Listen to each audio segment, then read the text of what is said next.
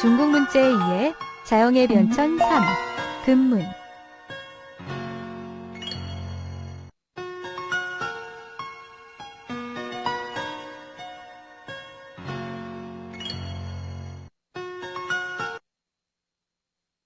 학습에 들어가기에 앞서 오늘 배울 한자를 미리 알아보겠습니다. 그림에 마우스를 올려서 확인해 보세요.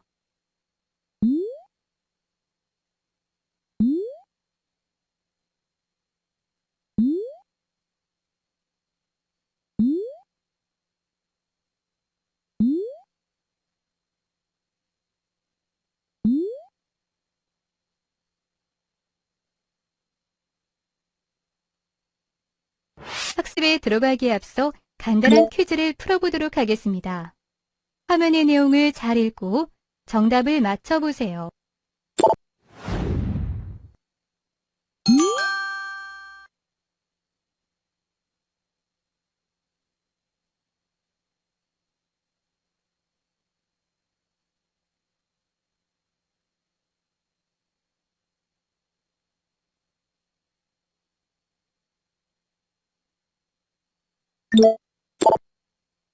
이번 시간의 학습 내용과 학습 목표입니다.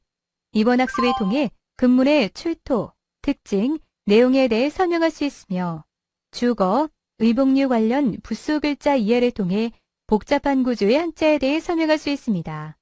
그럼 학습 내용과 학습 목표를 잘 숙지하고 학습을 시작해 보세요.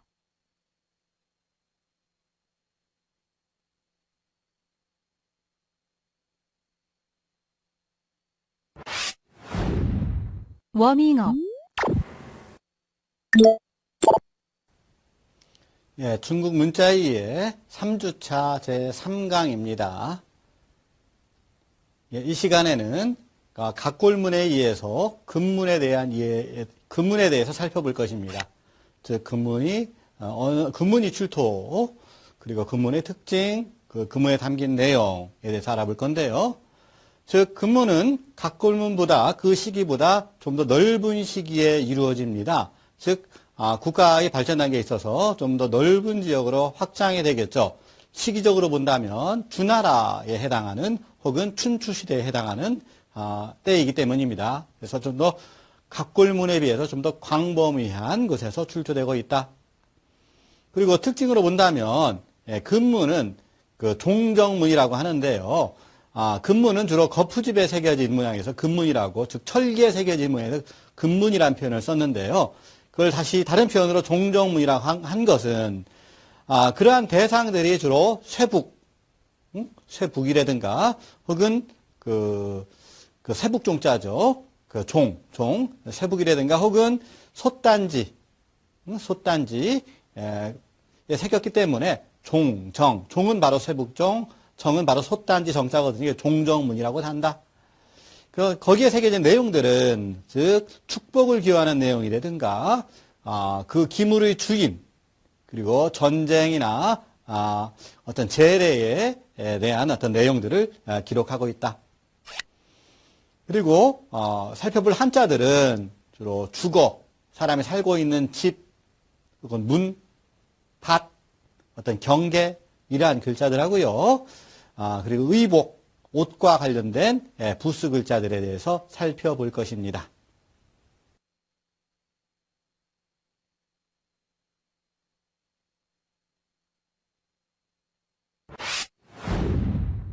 금문에 대한 이해.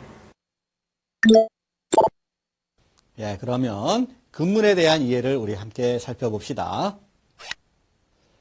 첫 번째, 금문에 대한 이해, 출토는 금문은 각골문보다 훨씬 더 넓은 지역에서 출토가 됩니다. 지역의 넓은 분포로 인해서 다양한 자형의 형태가 보이게 되죠.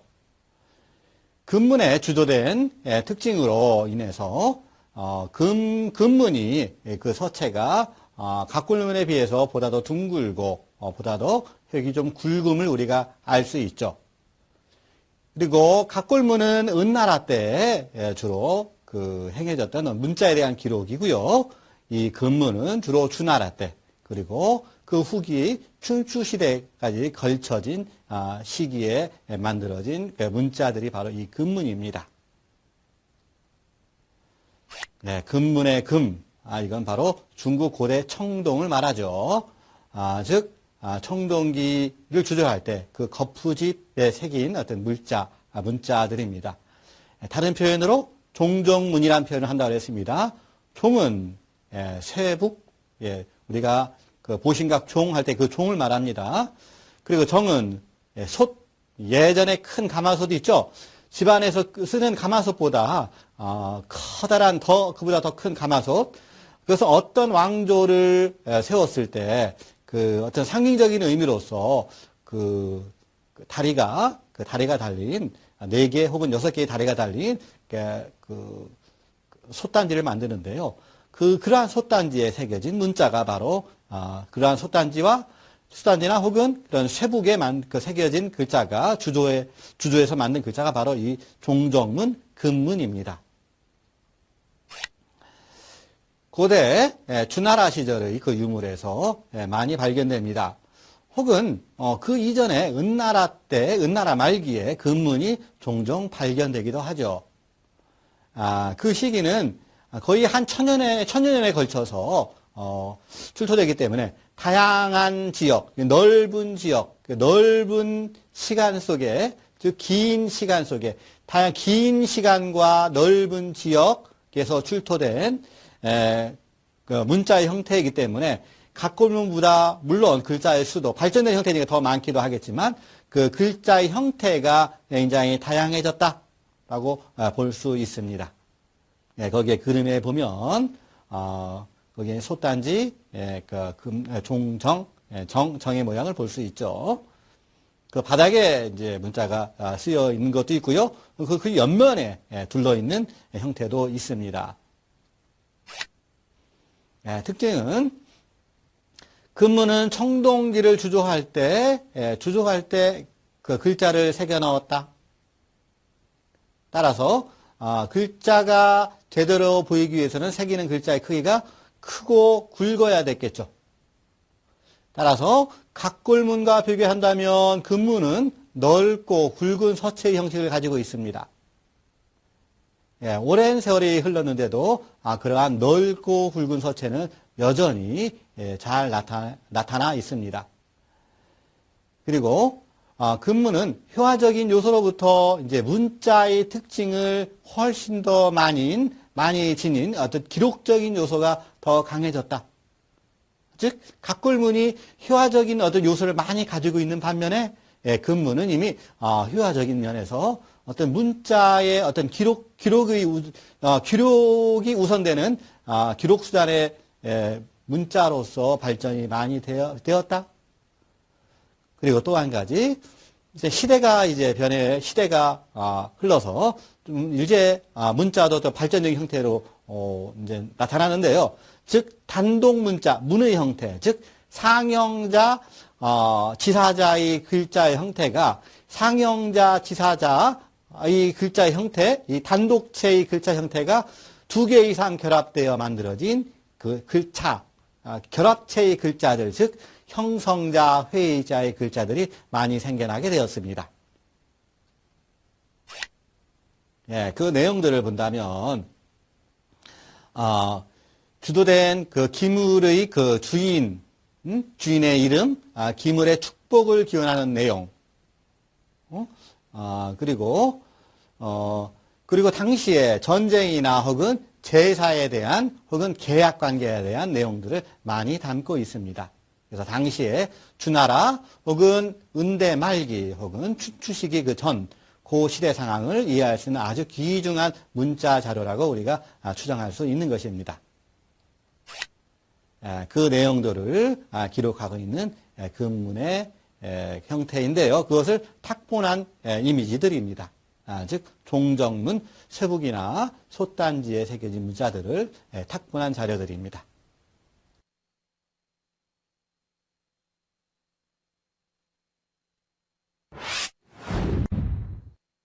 주거, 의복류 관련 부수 글자. 그러면 우리 이제 부수 글자로서 주거와 의복에 관련된 부수 글자들에 대해서 함께 살펴보기로 하겠습니다. 첫 번째, 진면자입니다. 이 글자는 그 예전에 움집 있잖아요. 신석기 시대 그러한 시기에 움집, 우리 보면 옛날 초가집을 형상하면 조금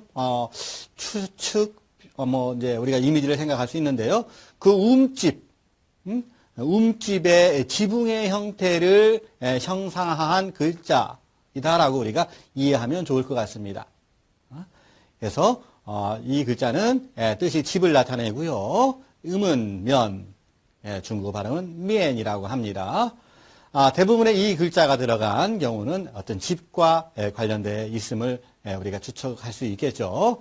예전에는 이게 그 갓머리라고 해서 예전에 사람이 쓰는 갓 모양, 머리에 썼다 갓머리라고 표현을 했는데 그건 좀 잘못된 표현이겠죠. 이것은 그래서 집을 나타내는 음은 면, 집면이라고 보면 됩니다. 상형 글자이고요. 다음은 집엄인데요. 우리가 앞 시간에 언덕 엄자 배웠죠. 언덕을 나타내는 즉 작은 구릉을 나타내는 글자 배웠는데요.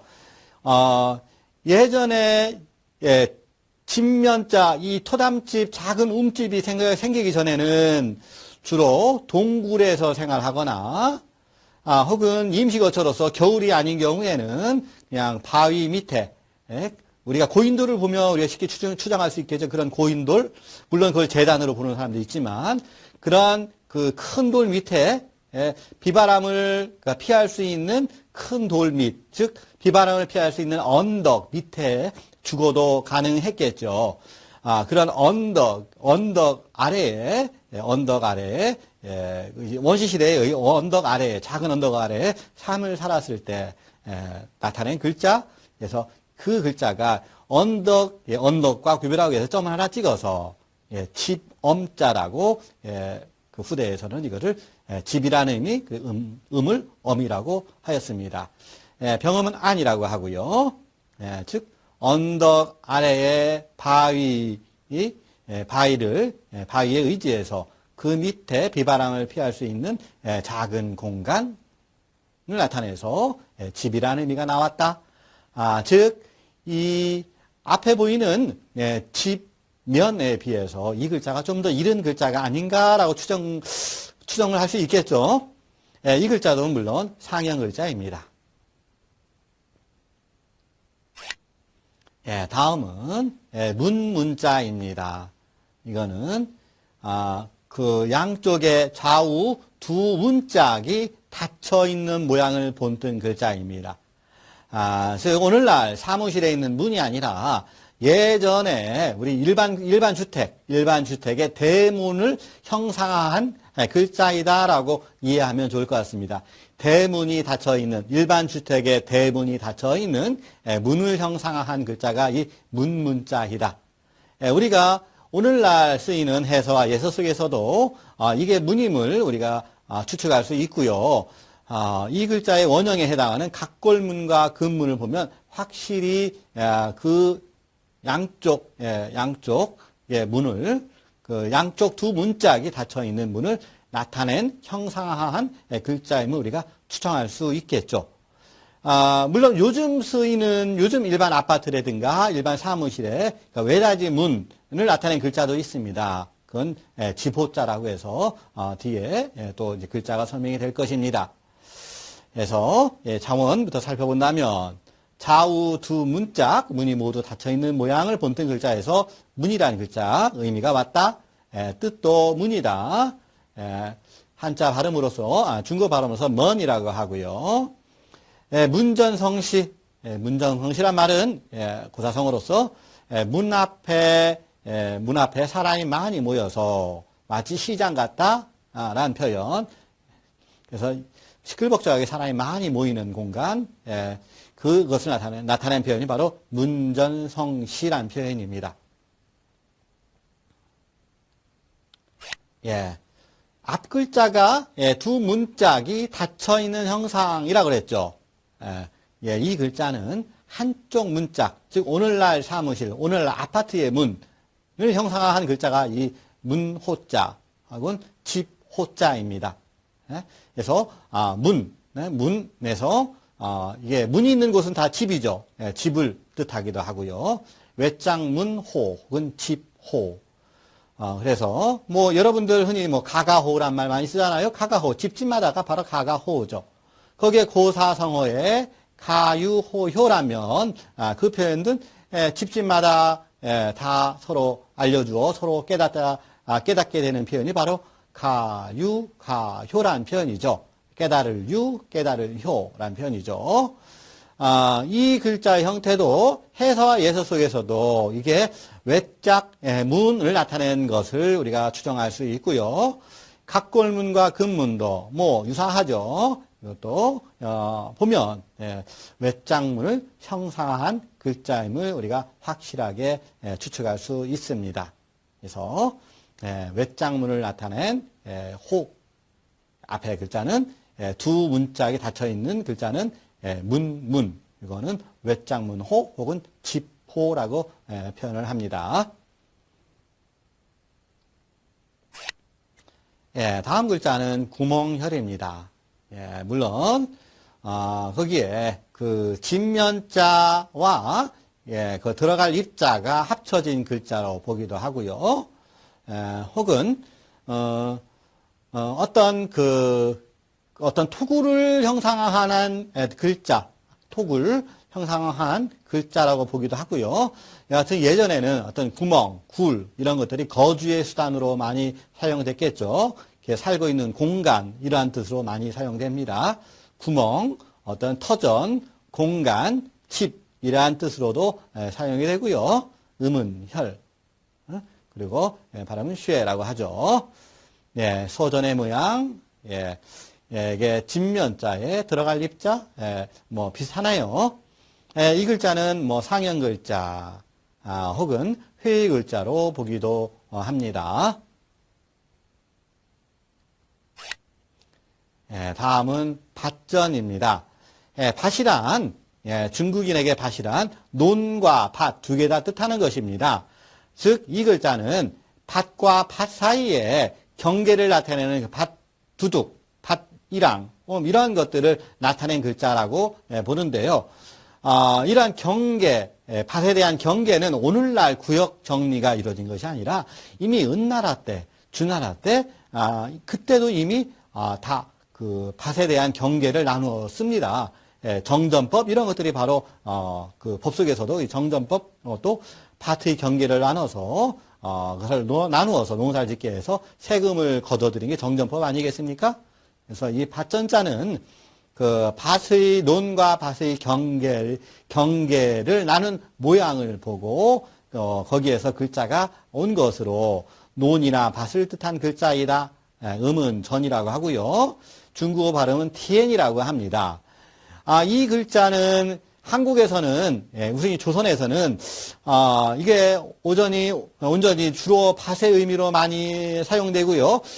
구별하기 위해서 이 밭과 구별하기 위해서 논을 나타내는 글자를 만들어서 썼는데요. 이 밭전자 위에 물술 하나 위에 붙여서 논답자를 만들어서 사용했습니다. 그 밭전자 위에 논답자는 중국에서는 없는 우리 조선시대 때 만들어 사용한 조선시대 때의 특수한 글자라고 보시면 됩니다. 조선시대 때 만든 신조자라고 보시면 됩니다. 이 밭전자는 따라서 중국에서는 논과 밭을 다 나타내는데 그 논과 밭의 경계, 논과 밭을 구획 정리한 모양을 본뜬 글자로서 상형 글자이다라고 우리가 이해하면 좋을 것 같습니다. 상전벽해란 말이 있죠. 상전벽해. 뽕나무 밭이 상전, 뽕나무 밭이 푸른 바다로 변하였다는 말, 즉 세상이 크게 바뀌었다는 말, 큰 발전을 이루었다는 말, 크게 변화되었다는 말이라는 의미가 바로 상전벽해입니다. 그리고 멀경, 멀다라는 의미거든요. 이거는 예전에는 그 밑에 글자는 애울 의자인데 예전에 성곽이 있다면 바깥에 성을 만리장성 이러한 것들은 곽에 해당하고요. 즉 외곽, 외성에 해당하고요. 또 도시마다 그 성을 감싸는 그 내성이 있었겠죠. 그 외성을 나타낸 그 외곽의 그 외성을 형상화한 글자가 이 멀경자인데요. 즉 멀리 있는 그 바깥 성곽을 나타낸 글자가 이 멀경자입니다. 뜻은 멀다, 음은 경, 그리고 중국음은 징이겠고요. 그 다음 글자는 이것도 어떤 성을 나타내는데요. 이거는 주로 작은 도시를 보호하기 위해서 그 안성곽을 나타내는 글자로 보기도 하고요. 혹은 가축이나 가축, 즉 동물들을 우리에 넣어서 길렀겠죠. 그런 우리의 모양, 네모진 우리의 모양을 흉내낸 글자이다 라고 해서 이게 그 애울다, 둘러싸다 라는 의미의 뜻을 가지고 있고, 음은 위, 발음은 웨이, 중국어 발음 웨이라고 합니다. 즉 나라국자 이러한 것들 바깥쪽을 싸고 있는 글자들이 바로 이 애울 위자입니다. 이 글자는 우리가 앞선 시간에 설명했던 입구자와 우리가 구별을 잘 해야 됩니다. 이 글자가 좀 작은 모양의 미음 모양은 바로 입구자고요. 그 예전에는 입의 형상, 즉 각골문과 근문에는 입의 형상을 분명히 알 수 있는데 해서와 예서 속에서는 입구자와 이 에우르 이자가 같은 모양을 가지고 있어요. 다만 크기만 다를 뿐이죠. 또 한 가지 구별할 수 있는 것은 이 에우르 이자는 단독으로 쓰이지 않고 글자 속에 바깥쪽을 에울고 있는, 바깥쪽을 둘러싸고 있는 글자로서만, 부분으로서만 들어가 있다. 거기에서 우리가 구별을 할 수 있겠죠. 두 가지로서 구별합시다. 즉 크기, 입구자와 입구자에 비해서 크다.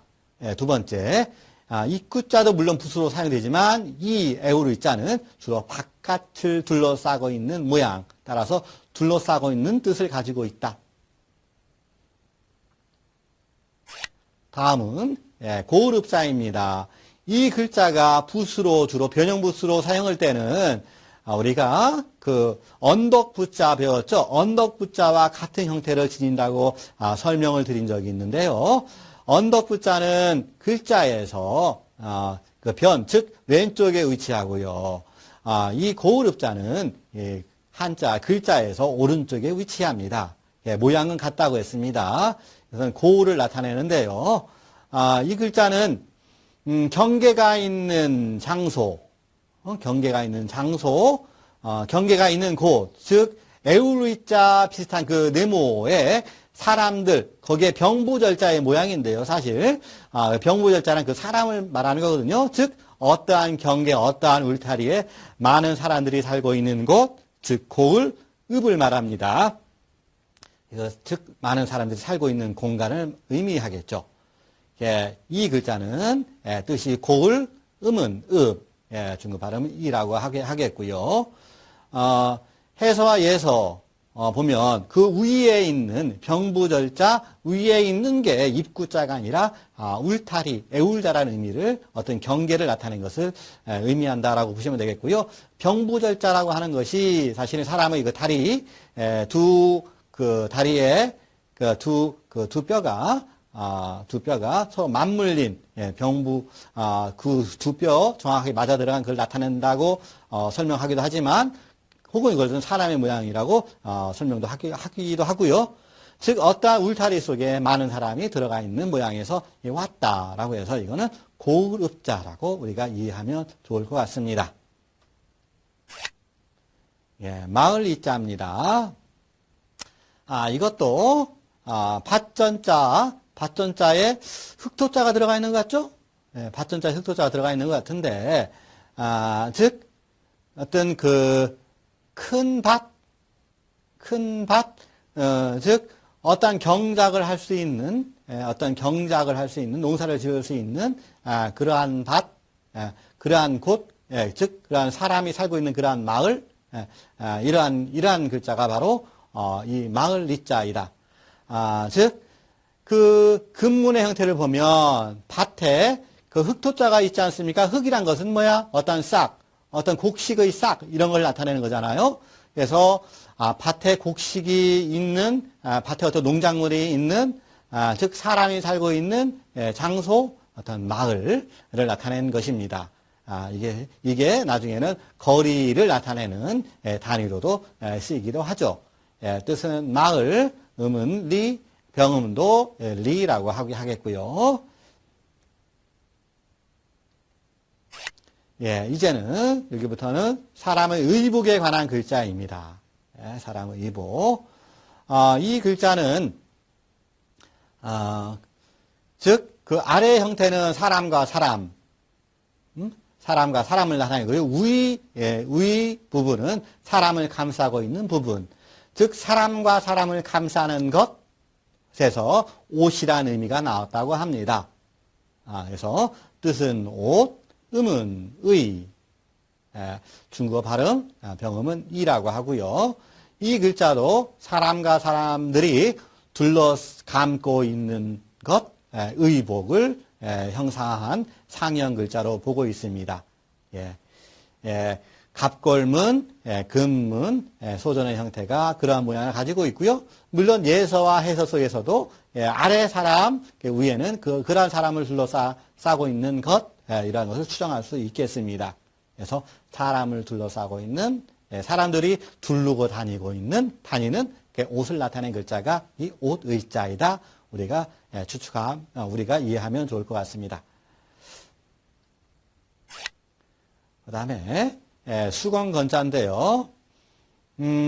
이거는 수건을 몸에 걸친 모양을 형상한 글자라고 설명들을 합니다. 사람이 몸에 수건을 걸친 형상이다. 해서, 예서, 호전, 소전, 금문의 형태가 유사한 모양을 가지고 있습니다. 뜻은 수건, 음은 건이고요. 중국어 발음도 진이라고 합니다. 다음은 실사입니다. 실을 나타내는 거겠죠. 뜻은 실이고요. 음은 사입니다. 중국어 발음은 쓰겠고요. 물론 간체차에서는 낱글자로 사용되지만 우리가 단독된 글자로서 이게 두 글자가 합해져서 실사자로 쓰이겠고요. 이 글자는 상형 글자로서 누에에서 실가닥을 뽑아내는 형상이라고 표현하기도 하고요. 혹은 실타래, 그러한 실을 뽑아낸 실타래의 모양을 본떴다라고 설명하기도 합니다. 여하튼 누에에서 실을 뽑아내든 혹은 목화소매이나 혹은 양털에서 실을 뽑아서 그 실타래로 만들든 모두 실타래의 형상 혹은 실에 비비꼬면서 실을 뽑아내는 형상 에서 이 글자가 기원이 됐다라고 해서 상형 글자로서 쓰입니다. 즉 실타래 혹은 실을 비비꼬면서 만들어낸 형상을 흉내낸 글자이다. 실사자입니다. 그 다음에 바느지랄 치자인데요. 물론 이 글자는 많이 사용되지는 않습니다. 이 글자는 어떤 천에 어떤 옷감에 실로 술을 요란하게 술을 놓은 모양을 형상한 글자라고 합니다. 사실 이런 옷들은 술을 놓은 옷들은 일반인들은 참 입기 어렵겠죠. 예전에 황제라든가 임금이라든가 최고 권력을 지닌 사람들이 주로 입었던 옷에 추장하는 수단으로서 쓰인 옷감, 즉 그래서 바느질할 치자, 수놓을 치자의 의미로 쓰인 것입니다. 즉 뜻은 바느질하다, 수놓다, 음은 치이라고 하고요. 각골문, 금문에 보면 어떠한 그 형상, 어떠한 수를 놓은 형상임을 우리가 추정할 수 있죠. 바느질한 모양, 자수를 한 모양에서 의미가 왔다. 바느질할 치자입니다.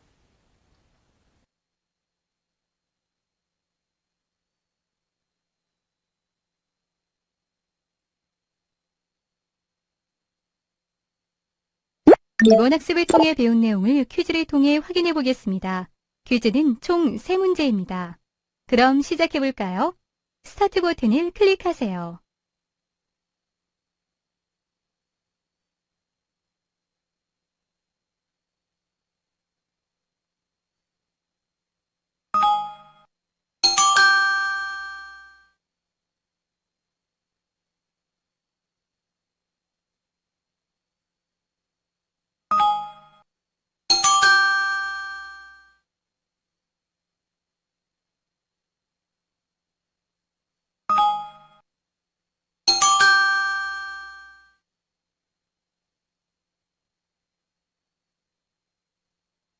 오늘 학습한 주요 내용입니다. 학습 정리를 통해 오늘 학습한 내용을 다시 한번 숙지하시고 부족한 부분은 꼭 확인해 보세요.